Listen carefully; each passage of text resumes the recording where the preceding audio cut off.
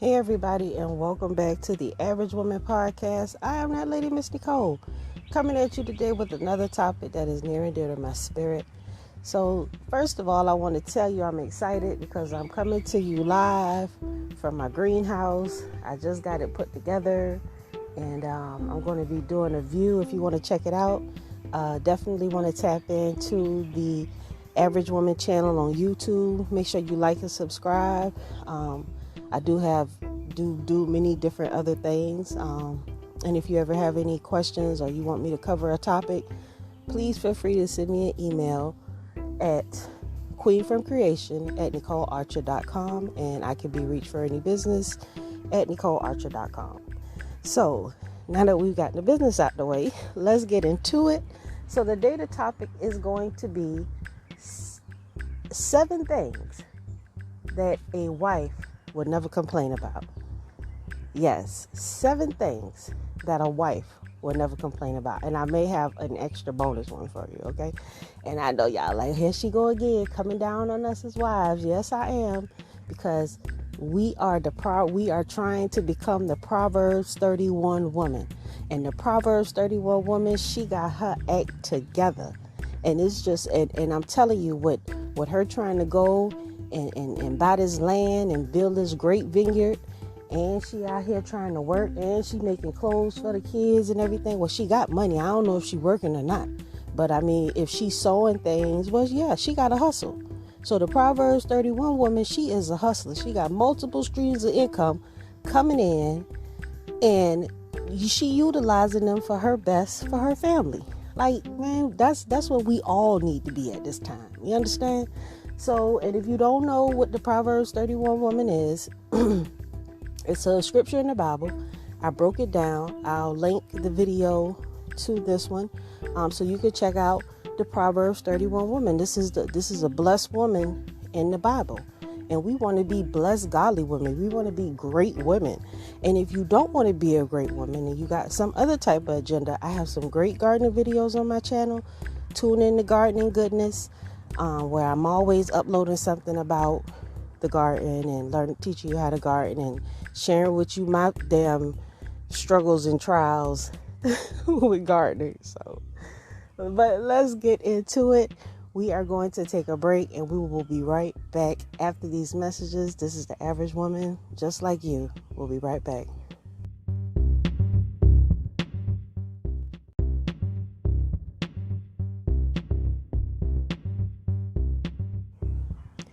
Hey everybody, and we are back, and let's get into it. So, 7 things the Proverbs 31 woman would never complain about. Number 1, she would never complain about cooking. The Proverbs 31 woman knows that she is the woman of the house, and that the woman of the house, with being the woman of the house, comes certain responsibilities that you have. Okay, so the Proverbs 31 woman knows, even if she got to stop to a local restaurant and pick us up something, she know that it's her responsibility to make sure that we got something to eat, and the husband is going to make sure that the money there, so the least we could do is make sure everybody in the house got something good to eat every night. So there's no need to complain about it. Please be wise with your money and don't eat out all the damn time. But you definitely want to make sure that you are doing right by your family, making sure that they have what they need and they need to eat. Okay? Kids are super happy when their bellies are full. Okay? Remember that. That is like the secret. Make sure your kids have enough to eat, and they will be happy, and they can learn, and they will be silent. They won't be all over the place. Give your kids what they want. And it's important that we love our children.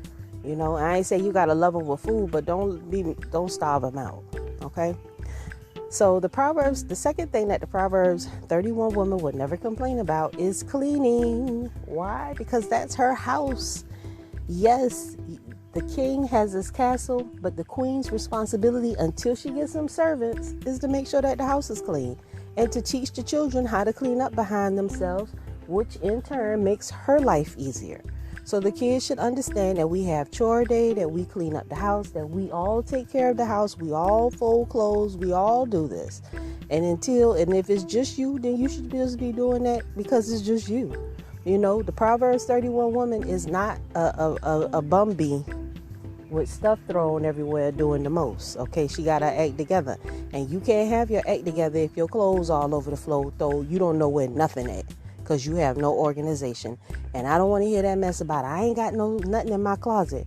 Go to Walmart, buy some of those plastic shelves, fold your clothes up, put them on the shelves, and put it in your closet to get your stuff up off the floor if you don't have a dresser drawer. And some hangers will go a long way. And you can get some crates that you find. You can find some crates and totes and put your underwear and socks and stuff in there. It's always a way to get organized. So I encourage you to do that and teach your kids how to be organized so that they can have themselves together. Organization is a beautiful thing because it puts your mind at ease. You're not hectic, frantic.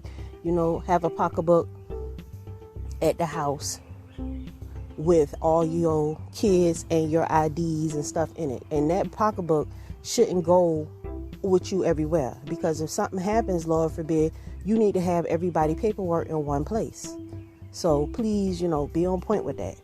All right, so the third thing that the Proverbs 31 woman would never complain about is money. Why we got to be complaining about money? If the woman can't go out here and make some money, the woman can go out here and make money faster than the men. But our problem is when we go out and make money, we want to be selfish and keep everything for ourselves, which is wicked as hell.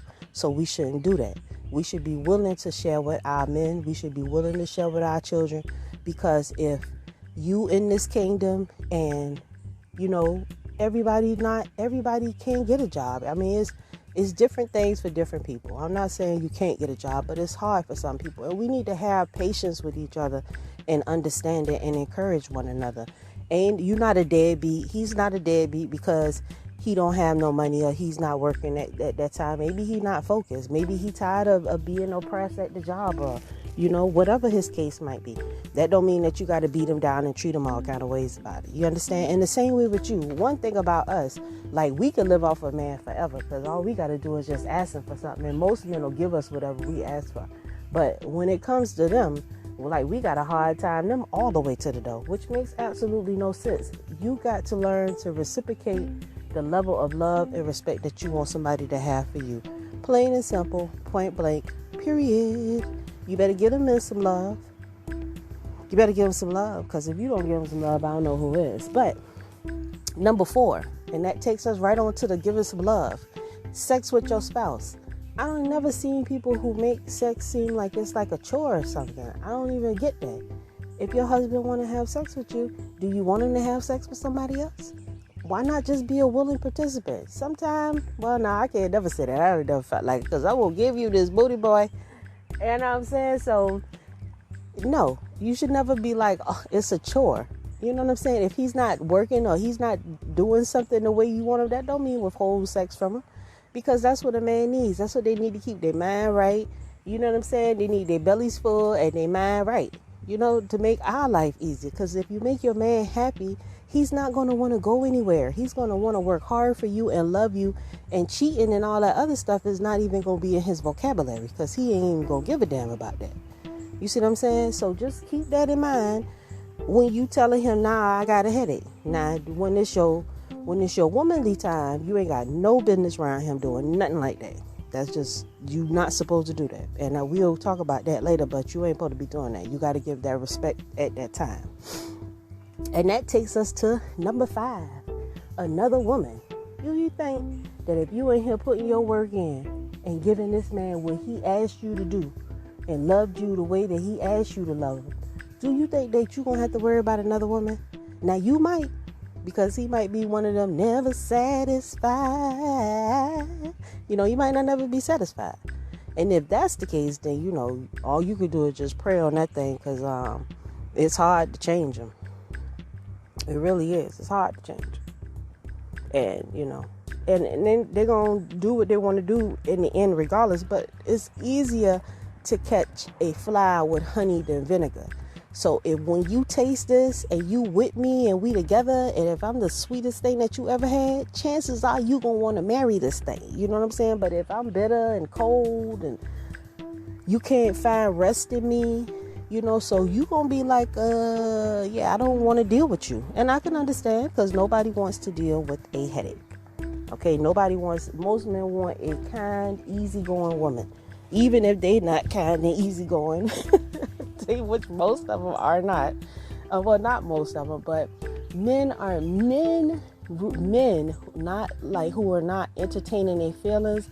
Technically, they not the nicest, sweetest little things. You know what I'm saying? And I don't want no sweet, nice man. You know what I'm saying? The Proverbs 31 woman, she got a lot of stuff going on. She ain't worrying about pissing him off on no kind of way. You know what I'm saying? Because if he don't understand what she trying to do for the family, then that makes him a fool, right? And I'm sure that since her hand is being blessed by the Most High because she's able to do so much stuff, I know that her husband is proud of her. It did say that she will be known in the gates, and if her husband is known in the gates, she's definitely known in the gates as a good businesswoman. You know what I'm saying? And that is a wonderful thing. You want to be known in the gates where your name is good. People come and seek you out for advice because you're so wise. Yeah, but anyway, we can move right along. All right. So the in-laws. The Proverbs 31 woman is not worrying about her in-laws and what her in-laws think about her. You know why? Because she is there for her husband. She don't care about, she not there for his friends. She not there for none of that, because she has her family with her husband and her children to worry about, and her businesses and planting her grape fields and stuff. All right, she trying to run a vineyard over there, and she got all kind of side projects going on, so she ain't got no time to be arguing back and forth and meddling in his family politics. So she loves him and not his relationships. If he wants to confide in her, she listens, but she don't pass no judgment, because everybody family have issues. And you can't choose who your family is, but you can choose who you fuck with, because everybody don't mean you well. And you have to learn to make those discernments in your life. All right. Number 7, she does not entertain her feelings. Yay. Woo, woo, woo, woo, woo. The Proverbs 31 woman, she busy. She making money off selling all kind of stuff. She got kids. She got a husband. She trying to do all these things. What point? When does she have time to entertain her feelings? You understand? Women don't complain about what they have to do. They just do it and make it happen, and don't feel no type of way about it. If you want to add some hot sauce and argue a little bit or whatever, say some extra stuff, that's fine, but it ain't gonna change what it is. I gotta do what I gotta do, no matter how I feel about it, because I'm gonna do what's right by my family first and foremost. And we have to have that attitude, that we just not, our feelings don't matter. What matters is the results that we get. Right? Right. That's what matters. All right. So I got a bonus one for you. The Proverbs 31 woman, she never complains about her children and the raising of her children, because from small, she's teaching her kids the right way. She's teaching her kids her skills, waking them up to have knowledge, wisdom, and understanding about the direction they're supposed to be going in. So when you raise and train your children and you speak good into them and life into them when they're small, teach them how to have manners and respect, man. By the time they get 10, 11, 12, see, you thought I was going to say like 19, 20. No, it starts when they're young. You have to implant those good habits in them. You have to love them and keep it real with them. You know what I'm saying? And I need a vacation. Need a vacation for what? These are little yous running around this house. This is you. If you don't like them, you don't like yourself, because that's you. So stop it.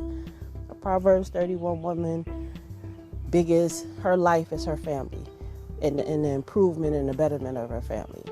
And nothing else matters.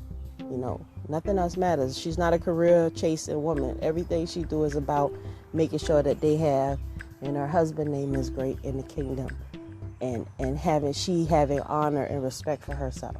So I want you to embrace And don't feel like, well, if I put on a skirt and I begin to walk according to what God wants me to do, that I'm going to be different. Absolutely. The word holy means separate. You're supposed to be separate from everyone else. You're supposed to be a light to those that are in darkness. You're supposed to want to set yourself up to have a higher standard than everybody else. That's natural. Yeah, you are better than everybody else. So yeah, you should act like it. Yeah, you are. And I don't know who you are, but I'm talking to you. You are better than everybody else, because you know why? You're sitting down and you're trying to listen to figure something out. How to have a better life. So yeah, you are better than everybody else. Because a lot of people just don't give a damn. But you do. So yeah, you matter. You owe it to yourself to step your game up and really try to have that life that you want. But until next time, shalom.